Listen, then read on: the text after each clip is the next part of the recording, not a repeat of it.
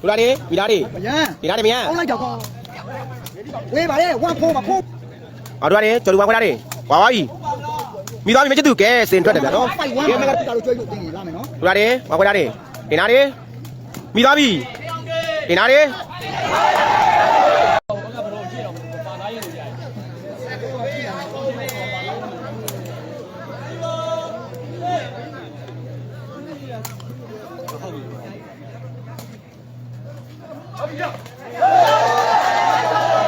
ကဲညီကုန်ပြီနော်ညီကုန်လေးမြင်တဲ့အတိုင်းပဲဗျာနော်ပွဲကောင်းလိုက်ဗျာကဲကျွန်တော်လိုက်လေးကကြာပါတယ်နော်ဘာမှမမြင်လို့ပြန်လွတ်ပေးတာပါတယ်နော်ကဲမကတော့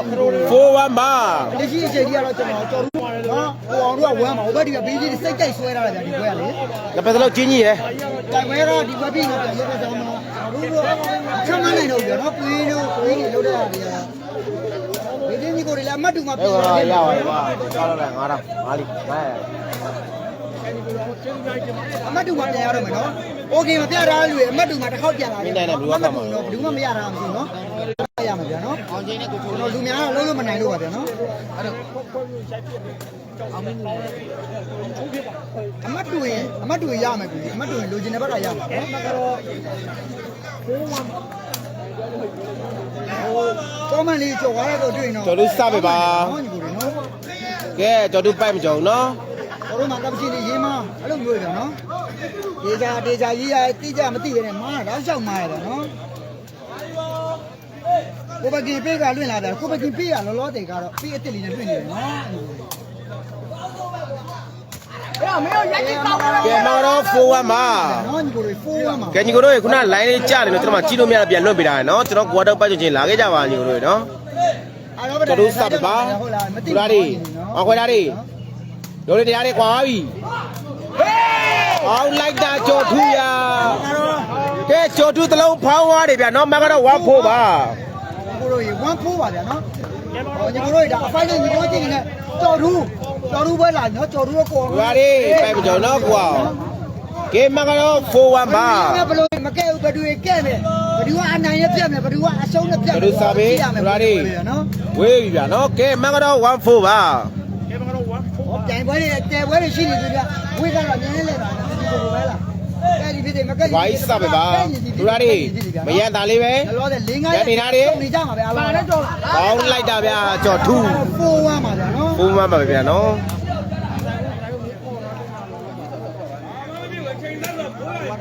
လမလေးတောင်းပြီးပါကိုရိုးရေတဲ့အကောင့်အရှင်လို့ကျော်လူစားပေးဒူရာဒီဘလုံးလေးตายရပဲတို့ဒီနာဒီပေါင်းလိုက်တာဗျာ1-4ပါတိုင်ရတော့မျက်လုံးလင့်နေဗျာနော်ဒီလေးမင်းမဝင်ကြည့်တယ်မင်းမဝင်ကြည့်တယ်ဝဲတွေပြန်လာတယ်ဒီနေ့တနေ့ကုန်ရဲ့တနေ့ကုန်မှာပွဲကောင်းတစ်ပွဲတော့ကြည့်ရပြီညီကိုတို့ရေနော်တနေ့ကုန်ဒူရာဒီအော်ပိုက်မကြုံနော်ကဲမကတော့4-1ပါ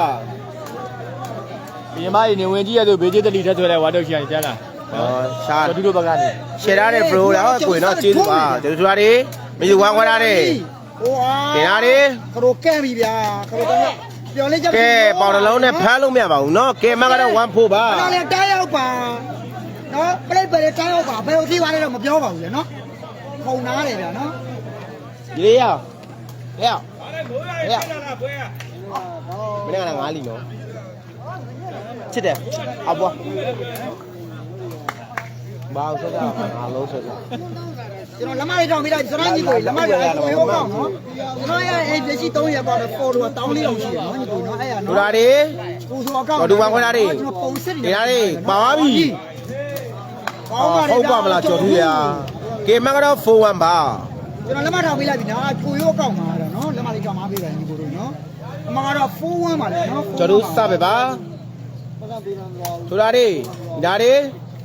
ဒီနားအောင်ဟုတ်ပါမလားအောင်ရတယောက်ကအော်ဘေးရှင်းတယ်မရှိဘူးအကျွေးတွေအများကြီးလဲအများကြီးပြောနဲလဲနဲလို့ပြော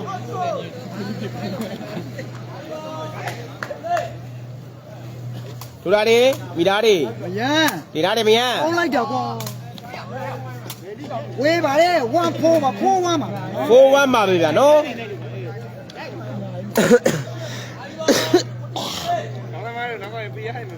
ဒူရာဒီ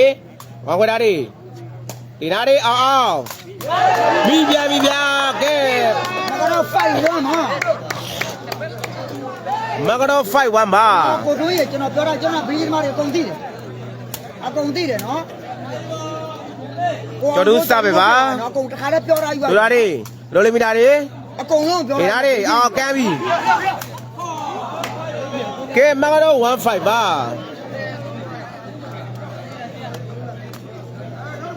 ပြဿနာတွေပြန်မစနေတယ်နော်ပြဿနာတွေမစနေကပ်ရှင်တွေမားတော့အကုန်လုံးပြောလိုက်ပြန်နော် ဝေးနေဗျာနော်ကဲမကတော့5-1ပါ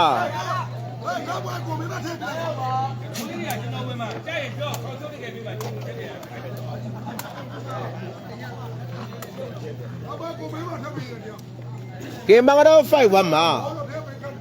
ကဲညီကိုတို့ရေနော်ကိုအောင်ကြိုက်တယ်အဲ့လိုမရသေးပါဘူးစမင်းဖြိုးရေကိုနော်ကျော်တို့တွေတို့လေးသားရပဲတို့ဒီနာတွေကဲနော်ကျော်ထူအောင်မရတော့ လဲလာပြီ 73နဲ့တည်းရအောင်မရဘူး အဲ့ဒီမှာတော့ညီကိုကြီးဆွဲတာမဟုတ်ဘူး ကိုရအောင် ကိုကြီးတက်တက်ကမှလောင်ပေးသေးပြန်ကိုကြီးဆွဲတာမဟုတ်ဘူး ကိုရဝိုင်းလားမေးတာလေကိုဟောကိုအဲ့ဒါမေးတာကိုကဘွေမြင့်နေနော်ကိုရပြီလားကိုမေးတာလေ ရသေးဘူး ကိုကဘွေတော်မြင့်နေနော်ဘီဂျီတအားတက်ဆိုတော့မချာရောပလိနဲ့ပြဖအောင်ကဲမကတော့5-1မှာသူလာတွေမိသားတွေဒီနာတွေဟုတ်ပါမလားကြော်ထူးရတယ် မင်းဝင်ပြန် ကဲမကတော့1-5ပါ ဒိုင်ကိုထူးတာရင်ကောင်းမယ်တဲ့ညီကိုဒိုင်ကိုထူးကတော့လက်ရှိနေဆက်မှာတွေမပြန်သွားမယ်ဗျာနော် အော်တို့ရတယ်ကြော်ထူးဝါခွဲတာတွေဝါဝါပြီမိသွားပြီမချစ်သူကဲစင်ထွက်တယ်ဗျာနော်ကဲမကတော့5-1ပါ မကတော့5-1မှာညီကိုတွေနော်လုံးမဟုတ် သူတော့ပွဲမရှိဘူးလားကိုကတော့ညနေလောက်တော့သိရမနော်ကိုနော်သူတော့ပွဲလုံးတယ်မရှိသေးဘူးဗျာနော် ဘူးမရှိသူပြောဆိုတယ်မရှိရင်ငါပဲလက်ပတ်မှန်တာ ကျော်သူပွဲပါအော်ကျော်သူသွားပြီပါ ဝေးပါတယ်မကတော့1-5 ကဲ ပါ မကတော့1-5ပါ တူတာတို့ပြန်ပွဲကကြည့်ချင်မပြန်ကြမယ်တူတာတို့ပြန်ပွဲလာမယ်နော်တူတာတို့ကျွေးလို့တင်းနေလာမယ်နော် သူရတယ်ဝါခွဲတာတွေတင်နာတွေမိသွားပြီတင်နာတွေ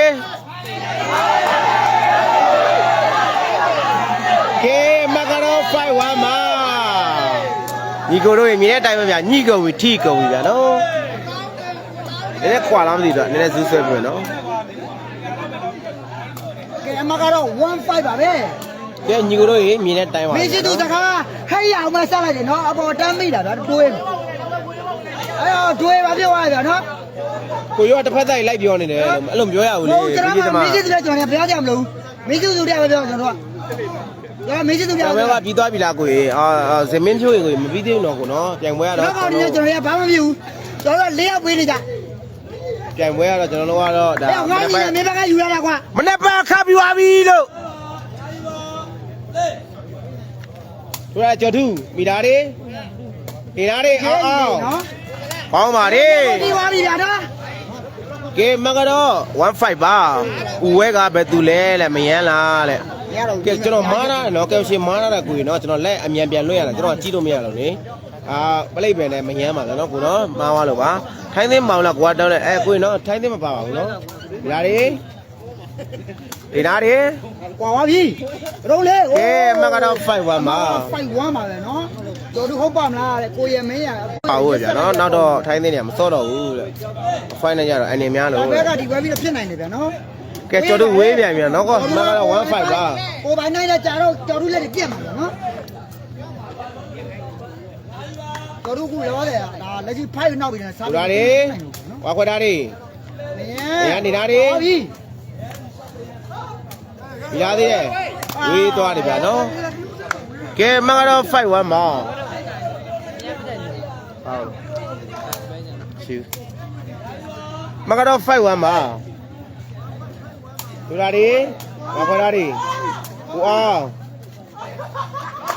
ကဲမကတော့6-1ပါ အခုကစက်ပွဲနော်ညီတို့နော်တိုင်မဲတော့ကျွန်တော်အေးကိုယူလို့ဆုံးနဲ့ခတ်ရတယ်ဗျာနော်မျိုးပြရတယ်ဗျာတိုင်မဲတော့လည်းဝိုင်းတော့မျိုးပြတယ်ဗျာ ဒီလားတွေဒီလားတွေအောင်အောင် ကောင်းပါနော်ကဲမကတော့1-6ပါ 1-6ပါဗျာနော်ကိုရုံးရဲ့ကိုအောင်နေရာမှာကျွဲဆော့လိုက်ပါလား သူတက်လာတော့ကျွန်တော်တို့ငြိမ်နေပါလားခုနပေပွဲတဲ့အဲအကိုရဲ့အဲ့လိုလည်းမဟုတ်ပါဘူးနော်ကိုစင်မင်းချိုးရေကိုနော် ကိုအောင်မဲပူ ဒီနားတွေဒီနားတွေ ကိုအောင် ဒီနားတွေ ခရိုမိုးလားမကြီးရတော့ကြိုက်တယ် မိသွားပြီဒီနားတွေ ဟုတ်ကဲ့မလားကွာ ဒီနားသေးရဲ့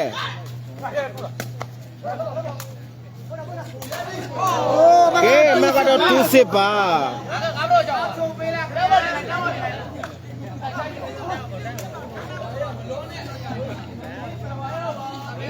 ကဲမကတော့2-6ပါ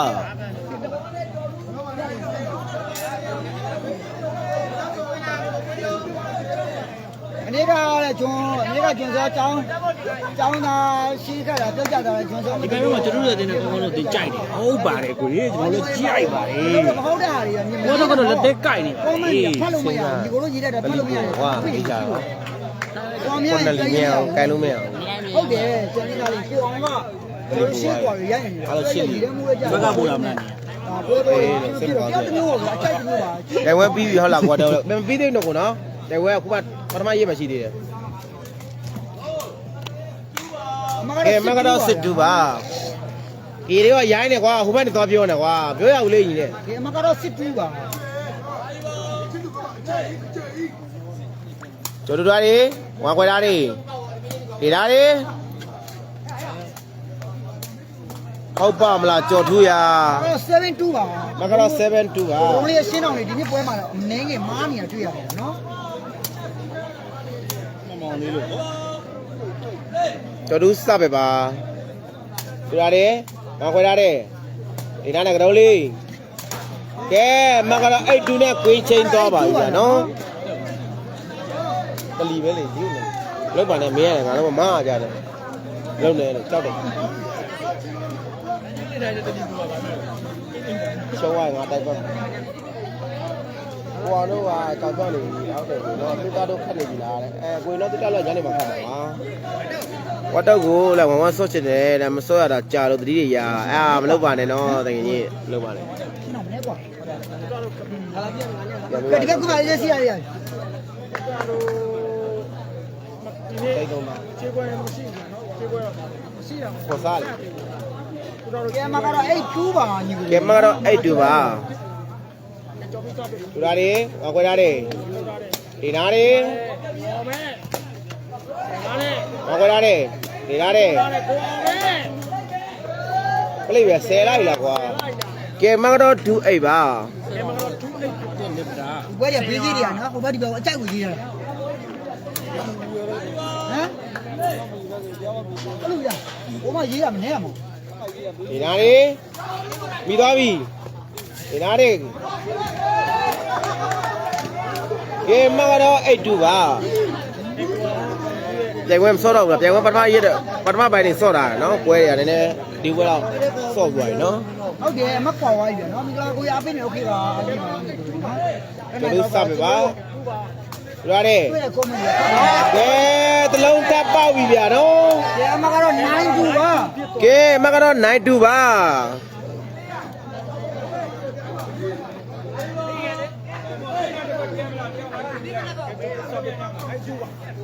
ဝေးပြီဗျာနော်ကဲမက2-9ပါ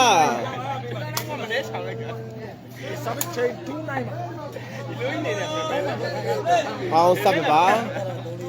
သူရလေးဝါခွဲရတယ်ကြော်သူဒီရတယ်မယမ်းဟာဟုတ်ပါမလားကြော်သူရနော်အကွာဟာကြီးဗျာနော်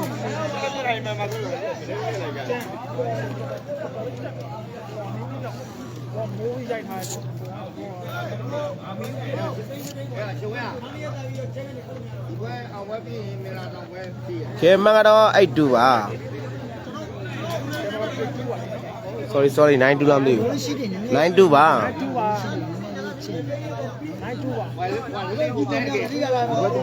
ယ်ကောလိုက်ပြောတာစစ်သူလိုက်ပြောတာလူကြီးကိုပြော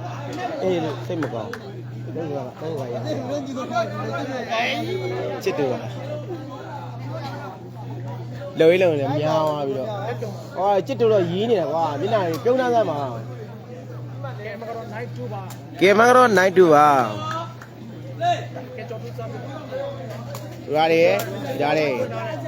ဒီနာရီကဲမကတော့2နိုင်ပါဝါတော့နိုင်တဲ့3ကိုလဲ73ပေးလိုက်လဲဘာလို့ပြောလဲကိုနော် အခုလောက်ကအေး 73ပေးလိုက်ဩလောက်ပါနဲ့ကိုရဲ့စားတာမရှိဖြစ်ကုန် အေးစေးပါဗျာနော်လောက်ပါ အော်တို့ရတယ်ပလိပဲထွက်ပြီဟာဟုတ်ပါမကျော်သူက 3 နိုင်ပါမင်းရှိသူပါလေ ကဲမကတော့3နိုင်ပါ အေးစေးဟောအဲ့ညီလေးမင်းရှိသူပြရဗျာမင်းရဲ့ကိုသူကြောက်တယ် သူရတယ်လိပဲထွက်ပြပြီဟုတ်ပါမလားကျော်သူမြည်ပဲဗျာဟုတ်ပါမလားကျော်သူရမြည်ဗျာကဲမကတော့93ပါသူရတယ်ဘလုံးလေးตายရပဲဒီနာတွေလိပဲမိသွားပြီကျော်သူမထက်တင်နာတွေမိသွားပြန်ပြီဒီနာတွေအာလွတ်တယ်ကောင်းပါနော်ကဲမကတော့39ပါ 3 နိုင်ပါ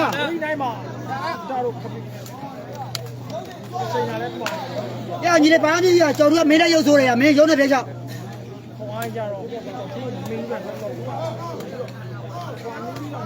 ပုံမဲ့ငါဟိုမှာစာဖို့ကနောက်ကြပါနံပါတ်တက်ပါ1000လောက်ပို့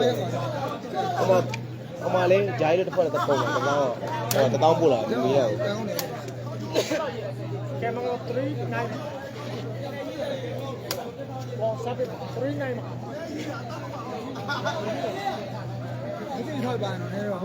ကဲမကတော့39ပါမိဆိုင်ပါလား မကတော့3 နိုင်ပါဗျာနော်ဘာမှမပြုတ်ညီလေးရောက်ကျော်သူလည်းစားပြီးတော့ဝင်နေ ဒီပုံစံလိုက်တော့အောင်မှမသူကအရှင်လူရင်လူပါမယ် ဟုတ်တယ်တော့စားပြီးတော့ အေးပေါ့အဲ့ကျော်သူမောနေပြီ ကျော်တို့နဲ့ကတုံးလေးကလည်းဒီမျိုးနဲ့သားတွေဒါတူတူခတ်တာလည်းမတွေ့ဘူးလေအကွေနော်အဲ့လိုလည်းမဟုတ်ပါဘူးနော်အဲသူတို့အသိနဲ့ထွက်လာတယ်ဗျာနော်ထူရတယ်မိသားတယ်မိသားတယ်ကဲမကတော့93ပါ 93ပါ ကဲတာဝန်ရှိတဲ့ကိုယ်ပိုက်ရှင်များဒီနေ့ရမောင်းထုတ်ပေးပါနော်ထူရတယ်ပေါက်ပြန်ပြီ လက်3ပါ လက်3ဖြစ်သွားပြီနော် အဲ့ဒါလည်းရပါတယ်တော့ဟမ် ဒီပဲသွားလည်းမသိဘူးခုနဆဲမလိုက်တော့ရတယ်ဒီနာတယ်ပေါင်းပါတယ်ကဲမကတော့39 7ပါ 3လက်ပါမကတော့3လက်ပါ လိုက်ရင်းနဲ့ကောင်းကကျွန်တော်ဘာကြီးပြောလို့အကိုလေးတို့ကလား ထူတာတယ်ဝါခွဲထားတယ်ဒီနာတယ်ဝါခွဲထားတယ်ဘယ်လိုလဲနေရတယ်လွတ်ပဲ ဝေးပြန်ပြီကြာ ကဲဝေးပြန်ပြန်နော်ကဲမကတော့လက်3ပါဗျာနော် မင်းစားကြည့်နေအောင်ဘက်ကပါဆွဲပါလားတဲ့အာရက်ဆက်တယ်ဒီကိုရေးဘီကြီးသမားဘီကြီးဆွဲခိုင်းနေရလားဘီကြီးဆွဲ ရတယ်ဒီနာတယ် ဟေးကောင်းလိုက်တာဗျာ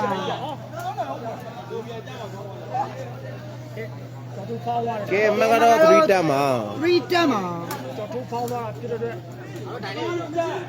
ကိုရိုးရေကိုအောင်နေကိုရိုးရေကိုအောင်နေပေါင်းနေဆိုပေါင်းသူကလည်းသူကောင်းကြပါလေအကုန်လုံးပဲနော်ဘယ်လိုပြောလဲသူကလည်းသူအားလုံးတော့ကောင်းကြတယ်သူဘယ်လိုပဲဖြစ်ဖြစ်နော်ကျော်သူကတန်းသွားတယ်ဒါအတန်းပြင်းနေမှာပါတယ်ဗျာနော်ကျော်သူကတော့ကျော်သူဝေးတယ်ဗျာကျွန်တော်တို့ကဒီဘက်ကကိုအောင်နဲ့နီးရအကောင်တို့အားပေးလိုက်တာပါကျော်နီးရအားပေးရတယ်နော်အဲ့မှာကျော်တော့အမပေါ်လို့ကျော်တို့တင်တို့ကျွန်တော်တင်အားပေးမယ်နော်ပိုက်ပေါ်မှာရှင်လို့တဲ့ကျွန်တော်တို့မင်းနေရမင်းမစော်ဘူးကျွန်တော်ကျောင်းသားကနေ့ကဆိုကျွန်တော်တို့လမ်းတိုင်းမှာတပွဲရှိနေတာဘယ်နည်းကမလဲမသိဘူးနော်စာပေပါကျမ်း3ပါကျွန်တော်ဝါတော့ရတယ်ဝါတော့ပါပဲဘယ်လိုလုပ်လိုက်လဲlevel 3ပါအောင်ကျွန်တော်ကြာကြီးတို့ကိုလည်းကျွန်တော်ကတော့ level 3ပါအခုလိုတကားလို့ဖြစ်တယ်တရားတို့ဒီဘက်ကနည်းနည်းခက်တယ်ဗျကျွန်တော်စာပေတိုက်အားကြီးပဲကျန်တော့မိတယ်ဗျကျွန်တော်စာပေတိုက်အားကြီးတော့တရားတို့ကပေါက်ကြတယ်ကျွန်တော်စာပေကောင်းလိုက်တာဗျာမကတော့တွဲ3ပါ တွဲ3ပါဖြစ်သွားတယ်စာပေတိုက်အားရောစာပေ ကျောင်းပေါ်မှာနေတာပိုက်ပေါ်မှာရှင်ပြီးအတက်လေးထားရောပြီးတော့ဆက်ဆက်ရတာနေတော့မကူတော့တော်ကြီးဖြတ်လိုက်ပြီးတော့မှစာနဲ့ဆောင်နေတဲ့တော့ကျွန်တော်ကမယန်းလို့ပြောလို့ကိုလောက်နေတယ်ထောင်းလာပြီးတော့ဒီပိုက်ပေါ်မှာရှင်လို့အားရမရှင်နိုင်ဘူးကြာဟောရဲ့ဟိုကလည်း我觉得然后奥马的信念，我讲那个皮革别同意，那个砖地吧，哇，玩到哪里？我们来在哪里过呗？路在家里，天猫咯，你转吧。接边了，转吧，接边了哥，我那边接边了。玩到别来，那边在哪里？交通，快交呀！天猫咯，我转去转。我把它铺对吧？你没打到弄了0.2岁了吗？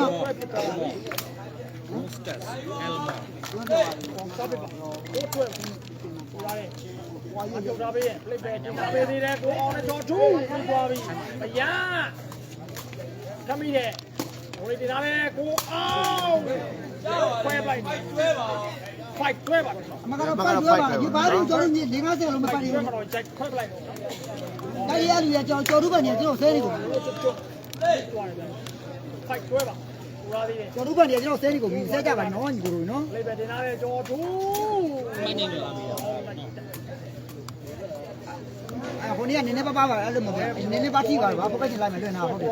哎，人家没批包的喏，你爸爸吧，人家比太阳看那个，看见。这交通啥别吧？都啥的吧，哥哦。我都把别，你啥嘞？哎呀！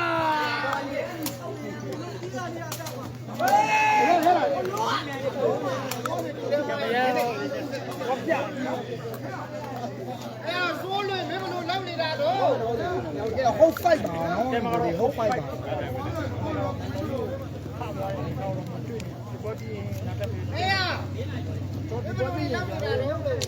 哎，明白了，冷你啦，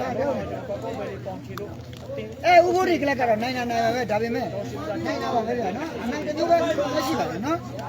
哎，不算那么样来吧，我就哎，别接住，要跑交的。刚来家教路耶，没哩。教路管你还经常谁呢？经常个高龙跟的，高龙跟的喏。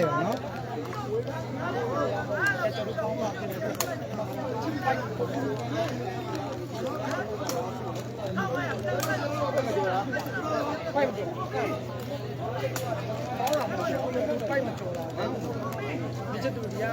咱们拿来的，先做过来的，就看看。现在我们背干了的，快不做呗？快空。我出来了，咱们，我出来了，出来。你这条，我一条。နောက်အကောက်6ရဒါတလီကမှจิตတူရတယ် 天猫咯，快点。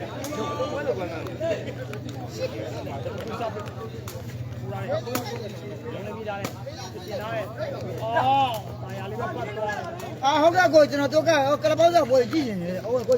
别嘛过，老板娘喏。我别嘛你说喏。刚来呀，叫路的，来路的，好多你，我打光来路。拿来做出来，拿来，拿来，光，哎呀，两老光。这边拿来，出来光，没路呢，喂。哇，你光就是做错了，错了，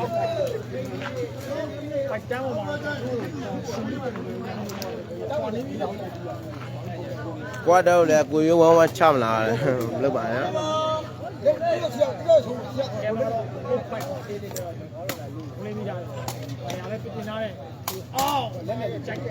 对了，拿来呀你，不，没想着不你嘞。 ကဲမကတော့ fight ဟုတ်ပါ 我干嘛经常玩这个？我那个，你这啥子呢？光把它说来了。啊！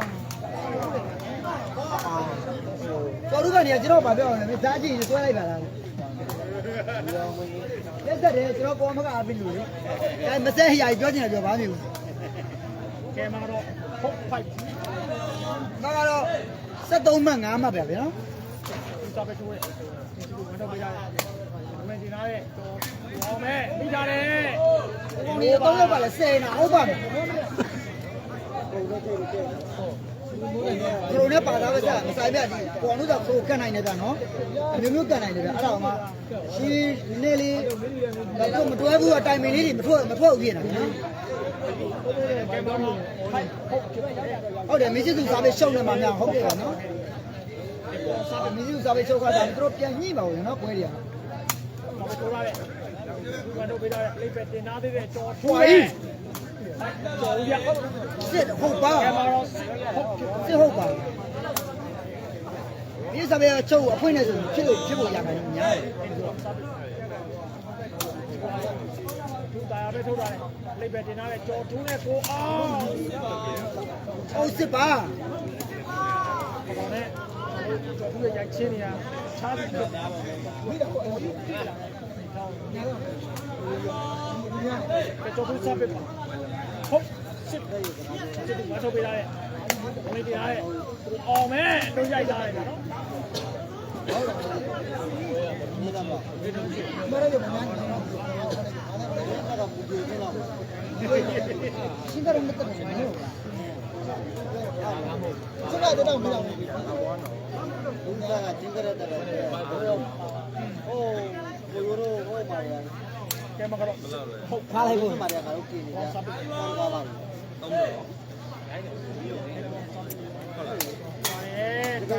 အမှန်တိုင်းပြောရင်တော့ပြင်မှာမရှိဘူးတည်ရတည်ရ စပ်ချင်းဟုတ်စစ် ရှိတော့ဟို တော့တယ်တော့ပါကြာလာတယ်စပ်ပါဟုတ်စစ်ကြောင်လေးပဲမှာချမ်းတယ် ဆိုရတယ်ဘာလို့ပြရတယ်အောင်မဲ ဟိုလည်းနေတယ်ဟိုလည်းနေကြတယ်ချက်ပြီးတော့ ဘာမှမလုပ် ခွေးရကောင်နေတယ်ဘာမှမလုပ်ဘူးငါသိပြောတယ်ကိုပြီးတော့ဘာမှမရှိဘူးအဲ့လိုချိန်ပြီးတော့ဒီကောင်မျိုးဝေါ်ယူတယ်ဘာလို့ပဲရိုးမှာဒီကောင်လေးတော့လည်းကျုံးရပွဲနှစ်ပတ်လုံးရောတယ် မင်းမပေါ်နေ စံနေနဲ့ဆိုဓမ္မပြီးတော့တာ မင်းမကတော့ ဘာလို့လဲမဆိုင်ဘူးဘာလို့လဲသူသူရတယ်အဲ့လိုရမယ်ရှုံးတယ်ပြီးတော့အခုဘာလို့တယ်ဆိုအဲ့လေရှုံးတယ်ဟောဖက်နဲ့တမားလို့ဆို ဖြစ်နိုင်တယ်လိပ်ပဲဒီနာပေးသေးရဲ့သူပဲ ဟုတ်ပါတယ်မရှိဘူးအဲ့လို တက်ပြီးရဲ့နားနဲ့ ကောင်းပါလေနော်ကဲမှာလည်းအိဟုတ်ဖြစ်သွားပြီဗျာနော် ကောင်းခဲ့ပြီမဲ့လေဟောရဲ့ပါနေမှုတွေပဲတင်မှာ အိဟုတ်ဖြစ်သွားပြီနော်ကျော်တို့မလေးကရဲ့ကအရှင်ကြီးကြည့်ကောင်းနေတာမကန်ကြရစားဟုတ်ပါဘူးနော်အဲ့လိုမဟုတ်ဘူးနော် စိုက်တယ်မှာတော့အမတ်တမကိုရှာပို့ထားပြီးတော့ရှင်းမစပုံးမဆိုပြီးတော့လာပြီးတော့ခေါ်တာတော့ရှိုးရဲ့အပြည့်ရတယ်ကဲပေါ်တယ်ပေါ်ရတော့ပေါ်ရအားကပြီးပါအိမ်မှာပဲလ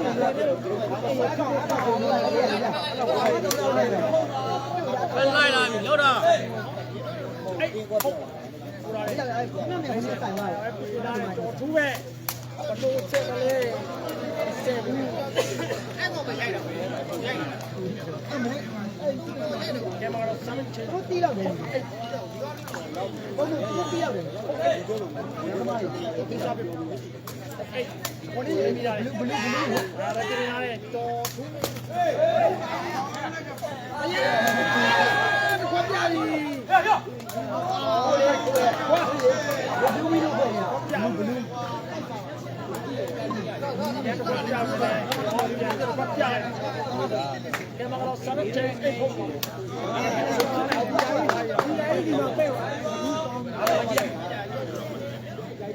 အညာလေးကကျွန်တော်ကိုမင်းနေတာလားဘယ်လိုလဲနော်မင်းစီအကြီးတော့နေတာတော့ကဲငါတရားတော့မဆိုင်ဘူးဟုတ်ဘူး နိုင်ဟုတ်ပြီးသွားရ ကဲမကတော့နိုင်ဟုတ်ဖြစ်သွားပြီနော်ညီကိုအလောက်လည်းမကွာပါဘူးဗျာနော် ကဲနိုင်ဟုတ်ပြီးသွားရနော်ဒီနဲ့ဝတ်တန်လေးပြီးလာတော့ကျွန်တော်မကတော့နိုင်ဟုတ်ကိုမကိုတော့ဒီမှာကွာနဲ့တော့အပြေးနေတယ်နိုင်ဟုတ်စားပြီးရတယ်လက်ပဲပြီးရတယ်ဒီနားလဲတော်သူဟုတ်နိုင်ပါ ငါပြောတဲ့ဆရာကြီးကမင်းဟာဆရာကြီးကလည်းပြောနေတာမသိဘူးလားတဲ့ညာသား ကျော်ထူးနိုင်မှာဖြစ်မယ်ဟေးတဲ့ဟုတ်ကဲ့ပါကိုကြီးနော် ဘာရေးနေလဲကျွန်တော်မသိဘူးညာသားလေးကျွန်တော်လူပါဘူးလားနော်တို့ဒီကစားသမားနဲ့တည်ရကျွန်တော်တို့9နှစ်ရှိနေလောက်ရှိပြီဒီကစားသမားတွေကိုကလပေါက်သားဒီအညာသားတွေကတောက်တောက်တော့သူတို့စီသွားလိုက်တော့သွားလိုက်ကျွန်တော်တို့ဝင်နေကြည့်တယ်လားဝူသွားနေတော့ဟုတ်ပြည့်နေရတဲ့ခါမှမနေ ချစ်တူဝါတို့ပေးထားတယ်ဟောလိုက်တင်ထားသေးတယ်အောင်မဲ ကျေပွိုင်နေတယ်ပြည့်နေတဲ့ခါတွေမေးပါလားငါပါဒါပြောရင် ကဲမကကြားတယ် ပြောတာကကိုရလည်းကိုရလည်း နိုင်ဟုတ်ပါစမ်းချစ်မနိုင်ဟုတ်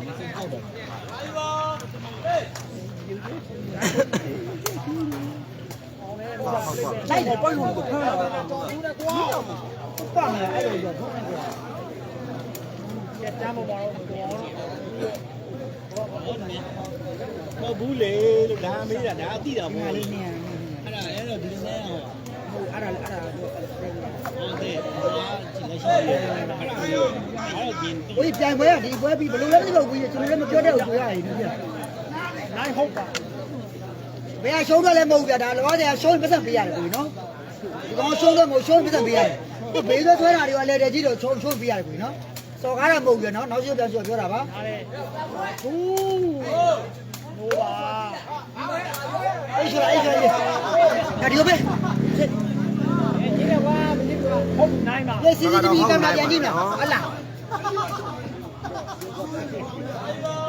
ဒီမှာလည်းမလို့လို့လေဒီမှာငါတို့ခဏ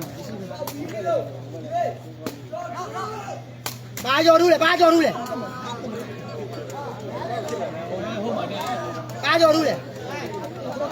ကဲမကတော့နိုင်ဟုတ်ပါ ဒီနေရာတော့ပတိုင်းတော့တနေ့ကုန်ရှုံးနေတာပါလို့နော်ပတိုင်းတော့မခါဘဲနဲ့ဘေးလို့ဆိုရှုံးနေတာပါ ဒီနားတယ် တန်ဖို့ပါ ဟုတ်ပါနော်မတူနေတူနေအော်ကိုကြီးနော်ဟုတ်ကဲ့ပါကျွန်တော်ရဲ့ messenger ကိုဆက်သွယ်ပြပါနော်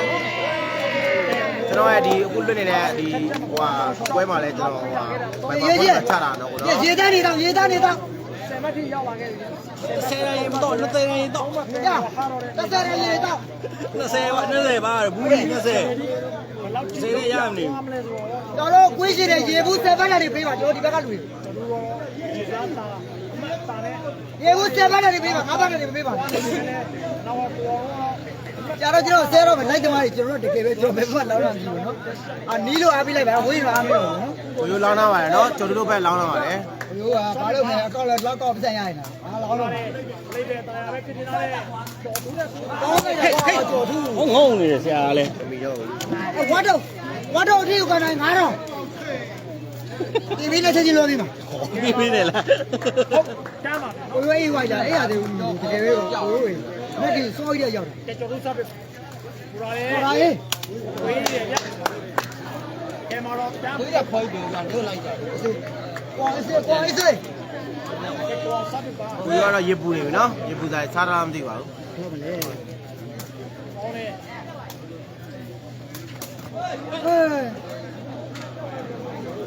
ကွာရပါ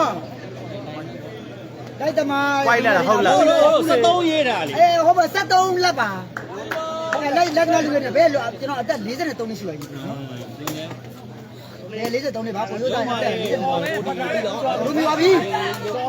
ဝေါကောင်းလိုက်တာကတော့လေရေ နေတာလေ ဒါပြီလေမျိုးရပြီတိုင်းရလူပြီ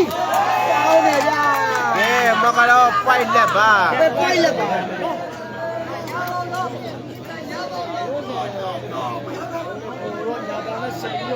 ဘလူးတိုင်းရောက်တာမဟုတ်ဘူးလေဘလူးကြောင်ပြောပြပါလို့ဘလူးကြောင်ဘလူးတိုင်းရောက်တာကိုနော်ဘလူးကျွန်တော်ခေါ်တယ်ပတ်သက်ရင်မပြေပဲထွက်ပြေးသွားတယ်အဲ့ကောင်မှာအဲ့ရပြောမယ်ဗျာနော်ဘလူးကဟိုပတ်သက်နေလိမ်ထွက်ပြေးသွားတယ်ဗျာအဲ့လိုပြောလိုက်တော့မယ်ဒီကောင်ရုံမှမှုကကျွန်တော်ဒါလိုက်လွှင့်ချတယ်ဟုတ်တယ်လေပတ်သက်နေယူပြီးတော့မဟုတ်ပတ်သက်နေလိမ်ထွက်ပြေးသွားတယ်ရှင်းသွားတယ် ဘိုးဘလောက်ပါ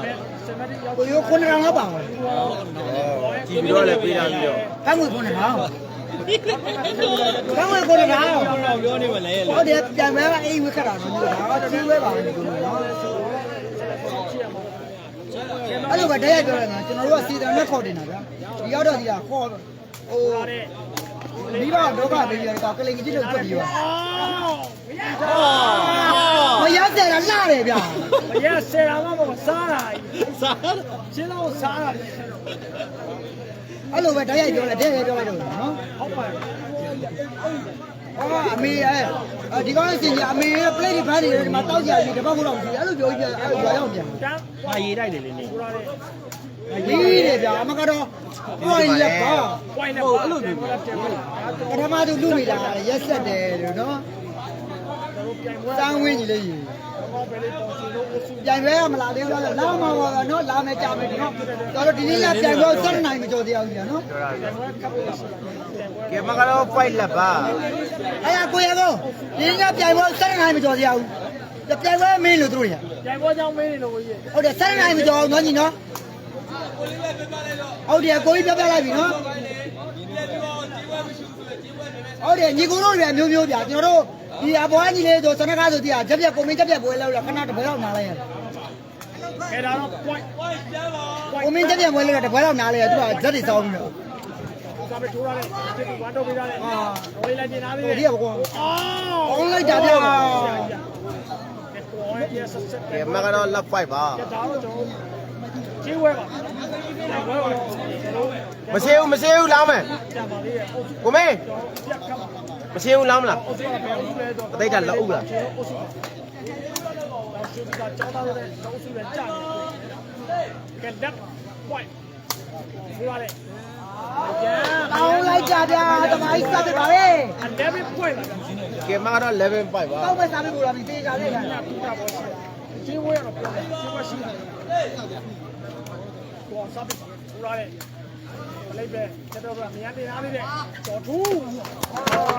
ဟုတ်လိုက်တော့ကွာတူတူငါလုံးဆွဲညီလေး ကဲမကတော့ကိုယ်ကဝမ်းမှာအကိုလေးတို့ကလည်းဗျာအကိုတို့တစ်တော့ကလည်းကိုတို့ရဲ့ live လွှင့်တာနဲ့ဗမ်းမယ်ဆိုတာကိုလေးတစ်တော့ညာပါ ကဲမော်တော့ point 11မှာ ဟုတ်စားပြပါ ဝါဘောလေးတင်ထားတယ်ကို အေးပါပါပြီ ကဲပြီးဆုံးသွားပါသူတပွဲကြည့်ချင်ပါလေလေကိုရင်နော်သူတတော့လာပါပြီနော် ကိုလေးတို့တစ်တော့ကလည်းမပန်းပါနဲ့ကိုလေးတို့ကျွန်တော်တို့